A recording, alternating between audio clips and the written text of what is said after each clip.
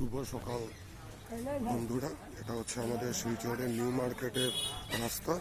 এটা হচ্ছে ফুটপাত, যে ফুটপাত দিকে আগে চলাফেরা করা যেত না।